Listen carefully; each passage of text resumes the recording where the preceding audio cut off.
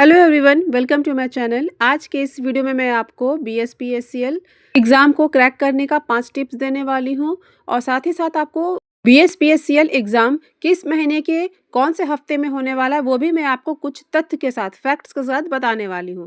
तो please video को last तक जरूर देखिएगा, क्योंकि जब तक आप वीडियो को लास्ट तक नहीं देखेंगे तो आपको समझ में नहीं आएगा। वीडियो स्किप करेंगे तो आपको बातें भी समझ में नहीं आएंगी। वीडियो थोड़ा भी अच्छा लगे तो प्लीज़ वीडियो को लाइक जरूर कीजिएगा। पहला पॉइंट आपका यही है कि सही रूटीन बनाना। तो सही रूटीन बनाने से मतलब ये है कि सही टाइम पे आपको सोना और सही टाइम पे जगना। कहने का मतलब यही है कि कभी भी अगर आपको किसी भी एग्जाम की तैयारी करना है तो आपको किसी भी स्ट्रेस से दूर रहना है, और स्ट्रेस तभी दूर होगा जब आप भरपूर नींद लेंगे।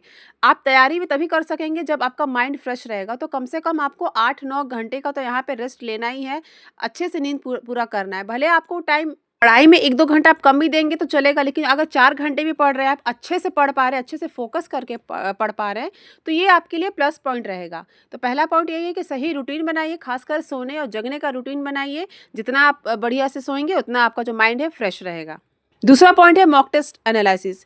मॉक टेस्ट तो सबको ही लगा रहे होंगे। आपको पता है कि भी जितना आप प्रैक्टिस करेंगे, प्रैक्टिस सेट लेके, कोई भी प्रैक्टिस हो, ऑनलाइन हो चाहे ऑफलाइन हो, मॉक टेस्ट देना तो सबको ही देते हैं, लेकिन मॉक टेस्ट का एनालिसिस करना बहुत ज़रूरी है। जैसे कि आपका उसमें कहाँ गलती हो रहा है। जहाँ सही हो रहा है वो तो ठीक है, आपको पता चल रहा है कि हाँ मैंने सही किया, लेकिन जहाँ गलती हो रहा है तो क्यों गलती हो रहा है ये आपको देखना ज़रूरी है। जहाँ पे कम गलती है वहाँ 1 क्रॉस कीजिए, जहाँ ज़्यादा गलती है वहाँ 2 क्रॉस कीजिए, जहाँ उससे भी ज़्यादा है वहाँ 3 क्रॉस कीजिए।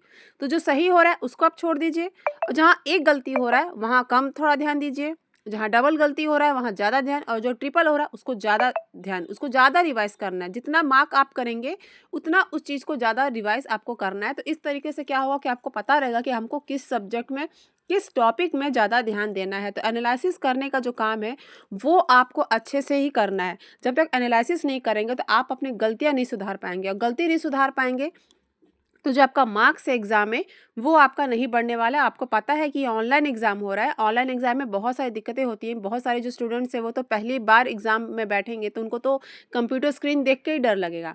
तीसरा पॉइंट भी इसी से रिलेटेड है कि जिस सब्जेक्ट में कम मार्क्स है उस पर ज़्यादा फोकस करना है। जब एनालिसिस करेंगे तो आपको तो समझ में आ जाएगा कि मेरा कहाँ वीक है, कौन सा सब्जेक्ट वीक है, तो उस सब्जेक्ट को ज़्यादा टाइम देना, ज़्यादा फोकस करना।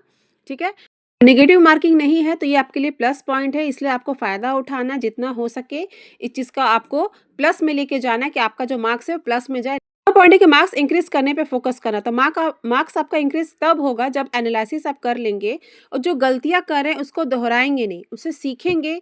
मान लो कि जहां आपका गलती हो रहा है उस चीज़ को ज़्यादा से ज़्यादा ढूंढिए, उसका सोल्यूशन निकालिए, उसका शॉर्ट ट्रिक निकालिए। जो क्वेश्चन में आप ज़्यादा टाइम लग रहा है उसको कम टाइम में फोकस कीजिए कि इसको हम कैसे कम मार्क्स में, सॉरी कम टाइम में कैसे हम कवर कर सकते हैं। ऐसा कोई शॉर्ट ट्रिक मिल जाए, ऐसा कोई सोल्यूशन मिल जाए जिससे आपका टाइम जो है कम लगे और सटीक आपका जो है आंसर मिले। तो मार्क्स इंक्रीज आपका तभी होगा जब आप कम समय में ज़्यादा से ज़्यादा आप क्वेश्चन सॉल्व करेंगे, सही करेंगे। तो ये तभी पॉसिबल है जब ज़्यादा से ज़्यादा प्रैक्टिस सेट निकालेंगे, तरह तरह के प्रैक्टिस सेट आप करेंगे। क्योंकि कुछ होता है कि कुछ किसी पब्लिकेशन का हार्ड क्वेश्चन होता है, किसी पब्लिकेशन का इजी क्वेश्चन होता है, तो आपको डिपेंड करता है आपको सब तरीके जो क्वेश्चन है वो सॉल्व करने हैं।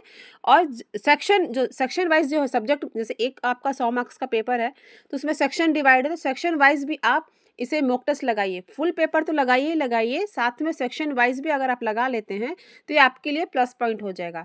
और जो क्वेश्चन नहीं बन रहा है उसको नोट डाउन करना। ये इसका कहने का मतलब ये है कि जब आप स्क्रीन पे, जब कंप्यूटर स्क्रीन पे आप एग्जाम देंगे तो जैसे आपके टाइम पे एक ही क्वेश्चन मिलेगा, तो जब एक क्वेश्चन मिलेगा आपको नहीं बन रहा है, वो क्वेश्चन आपको डाउट है, तो उसको नोट डाउन कर लीजिए। जो आपको पेपर मिलेगा उसमें नोट डाउन कर लीजिए, उसके बाद उसको स्किप करके दूसरे क्वेश्चन में चले जाइए। कि जो क्वेश्चन आपसे नहीं बन रहा है अगर आप उसी में अटके रहेंगे तो आपका टाइम लॉस होते जाएगा, और फिर जो आपका आंसर आ रहा है वो भी आपसे नहीं होगा। तो जहां आपको थोड़ा सा भी डाउट लग रहा है उसको सिर्फ नोट डाउन करना है शॉर्टकट में, उसके बाद आप नेक्स्ट क्वेश्चन को सॉल्व करते जाइए। लास्ट में जो आपको टाइम बच रहा है, जितने भी आपके डाउट वाले क्वेश्चन थे उसको अटेम्प्ट कीजिए, क्योंकि आपको पता है नेगेटिव मार्किंग नहीं है तो सारे ही आंसर आपको करने हैं, लेकिन थोड़ा सोच समझ के लास्ट में करना है।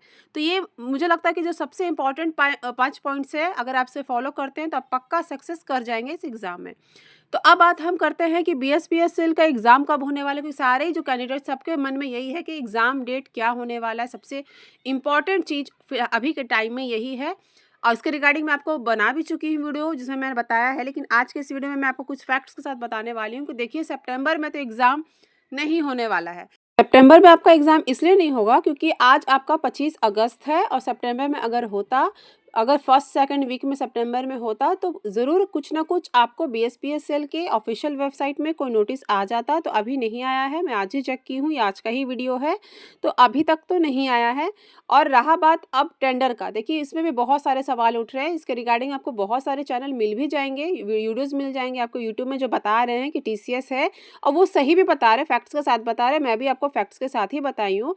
फिर भी जो लोग को डाउट है वो डाउट अपने मन में रख सकते हैं, वो उनका प्रॉब्लम है, वो उनका सोच है। लेकिन ये 100% है कि टीसीएस ही कंडक्ट करवाएगी। इसका जवाब तो आपको तभी मिलेगा जब आप एग्ज़ाम देंगे और आपका जो ऑफिशियली जो एडमिट कार्ड है या फिर जो नोटिस आएगा उससे तो आपका पता चल ही जाएगा। लेकिन हाँ, अगर आपको तब तक सोचना है तो आप सोच सकते हैं। देखिए हमारा काम है कि आपको सही जानकारी ही देना।